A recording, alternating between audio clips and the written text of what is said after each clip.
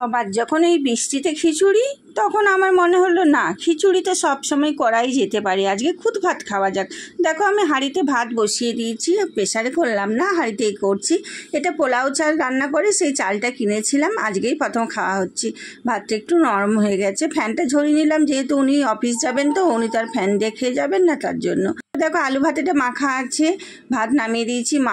আমি মাছ খাবো না, ডিম ভাজা খাবো, ওই জন্য ওদের 2 পিস, আমার ছেলের আর আমার কর্তামশাইয়ের 1 পিস মাছ। আর এই ফ্যানটা রাখা আছে, আর প্লেট আমি নিয়ে নিলাম, ভাতও নিয়ে নিচ্ছি। ভাতটা গরম আছে তাই চামচে করেই বেড়ে নিচ্ছি, এটা ওনার জন্য সাজিয়েছিলাম। তারপরে তোমার দেখো একে একে করে ভাতটাকে ঠিক করে নেবো। এটা কিন্তু কোনো বাটি বা লাভ আকারে সাজালাম না, এমনি সিম্পল দিলাম।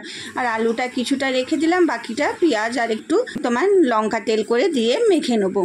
ফ্রাই আছে, আর একটু লঙ্কা আর একটু পেঁয়াজ দিয়ে দিলাম, দিয়ে ভালো করে মাখা হয়ে গেছে। আলুটা ডাব পাকিয়ে নিলাম, যেহেতু আমরা 3 জন আছি, 3 জনের জন্যই একটা এখানে দিয়ে দিলাম। মাখা আলু ভাতে হয়ে গেল। তারপরে এই দেখো এখানে মসুর ডালটা একটু নরম হয়ে গেছে, আমরা জলটা বেশি হয়ে গেছিলো তাই বাটি করেই দিলাম, হাতে ডাব পাকানো গেল না।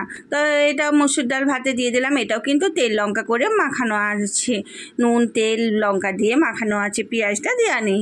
তারপরে তোমার হয়ে গেছে, এখানে একটা বাটি নিলাম, বাটিটাতে সে গরম গরম মাছ ভাজা বললাম, মাছ ভাজা দিয়ে দিলাম 2 পিস, একটা পিস আর একটা পেটি দিয়ে দেওয়ার পরে ফ্যানও 1 বাটি দিয়ে দিলাম। ফ্যানটা যেহেতু ঢালা হয়নি, আর এটা হচ্ছে ছ্যাঁচড়া, সব কিছু তরকারি ছিল নষ্ট হবে, ওই জন্য একটা বানিয়ে নিলাম। এইভাবেই হয়ে গেল। আর একটা লঙ্কা দিলাম, পেঁয়াজ দিলাম। আন্তা ভাত, ফ্যান ভাত এসব দিয়ে পেঁয়াজ লঙ্কা খুবই ভালোবাসি খেতে, তার জন্য নিয়ে নিলাম আর কি।